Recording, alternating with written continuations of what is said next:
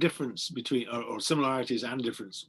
How does it compare with contemporary witchcraft that you know, when you went to Nepal, for instance, where you were in a culture where there were witches, and the 16th century English context? Was it the same mechanism, and was it the same sort of witchcraft that we were talking about, or what are the differences?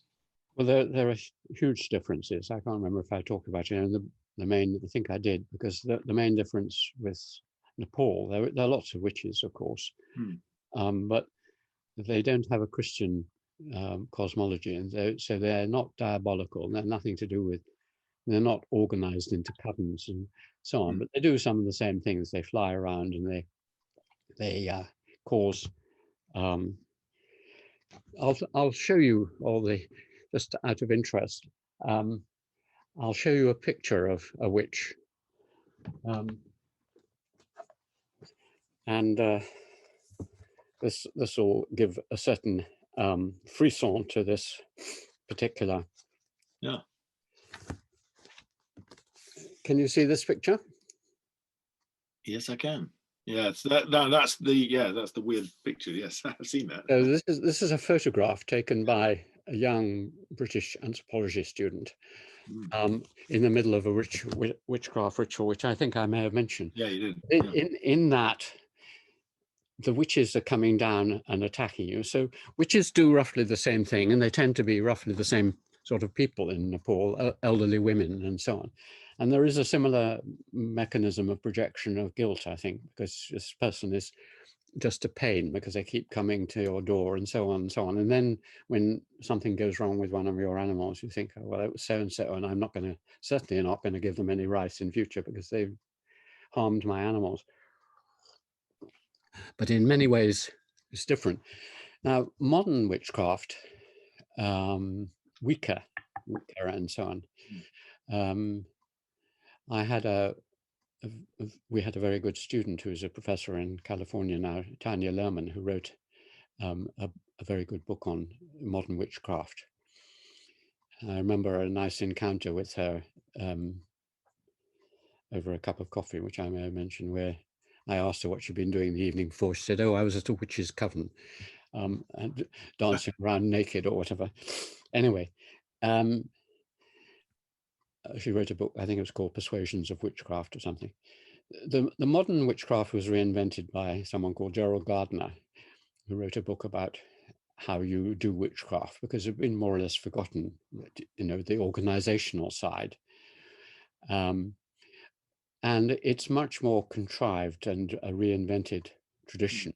So nowadays there are two forms. There's the kind of persisting rural witchcraft, which you find in farms and no doubt even in towns and so on, sort of hanging up things against, putting up certain plants to keep away witches and things like this, or the witch's cat and so on. So there's a lot of sort of folklore, rough witchcraft, which has persisted and particularly persists in the Celtic regions like Scotland and so on, the evil eye. And then there's kind of witchcraft as a hobby. It's one of the more popular hobbies. A recent survey has shown that, you know, sort of something like 5% or 10% of, well, maybe less, but, you know, alongside flying pigeons or bicycle clubs or something, you have witchcraft more or less as a thing you do, you druids and so on and so on and so on. This is quite self-conscious, and they constantly proclaim they're not evil people, they're not doing bad things. They are basically, they believe that there is force and power out there which through various rituals, not bad ones, they don't sacrifice children or anything like that, but they dance around and they have certain talismans and so on. That is increasingly popular and quite widespread in almost all societies. And Gellner would put that down to as a feature of modernity, wouldn't he? He cites California and says, you know, kind of that sort of thing is what you'd expect in a modern disenchanted society. People reinvent or invent hobbies in order to just make the iron cage a little less intolerable. But it was a feature of modernity. Whereas you're making a claim that, in fact, that might be the case in California, for instance, but it's not the case if you go east of India, kind of thing.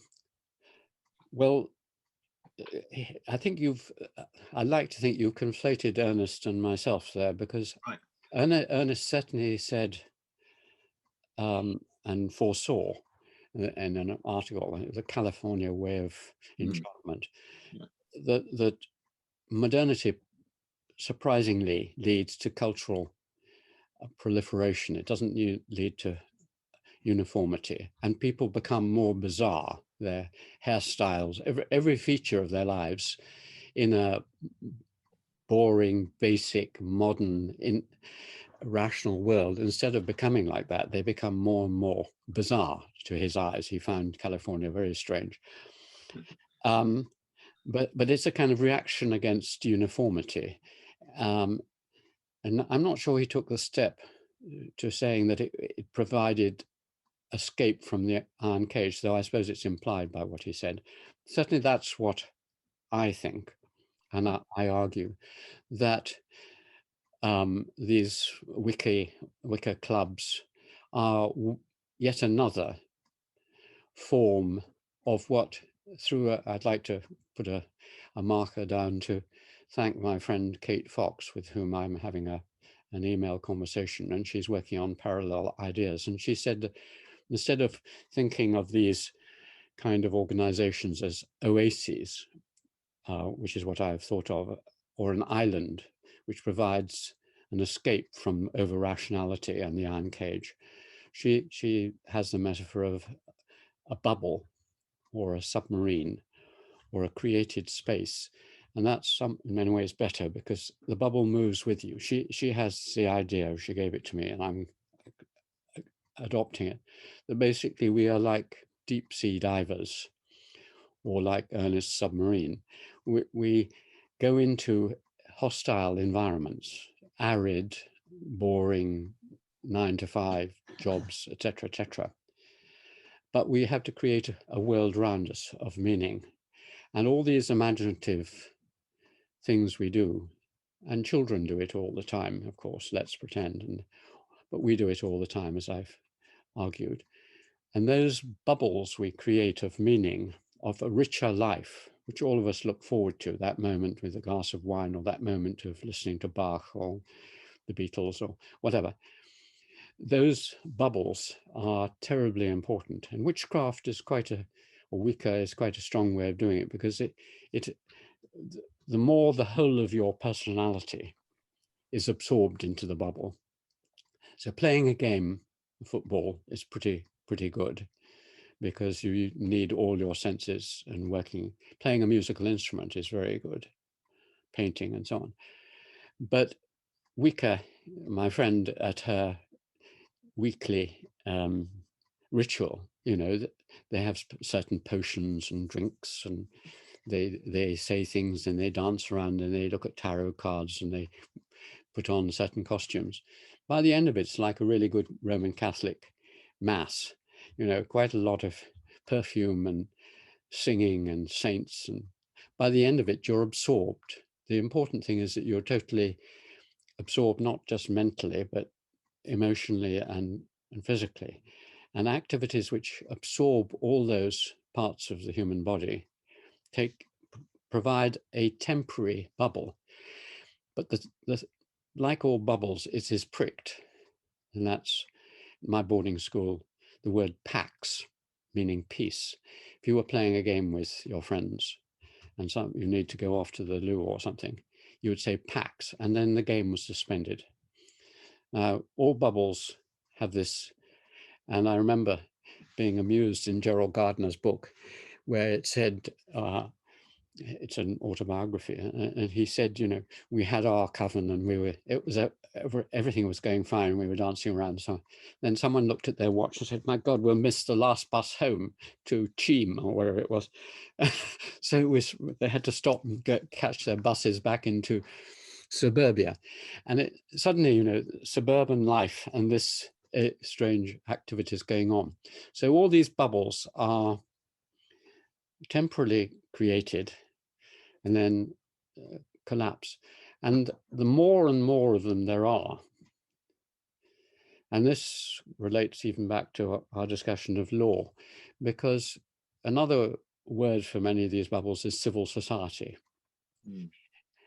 And it's activities over which you have control yourself and bring you together with other people, because nearly all of them are social bubbles. You can't have a coven without other people and so on. So they are social, and they give you power in your own lives over your own. And so as they proliferate, like law, they act as a protection between the monopolizing and the all-powerful state or market and the weak individual, because your bubble often has other people in that bubble. And say a Cambridge College, Oxford College, whatever, and the state can pick off you, but the bubble has quite a lot of strength to it.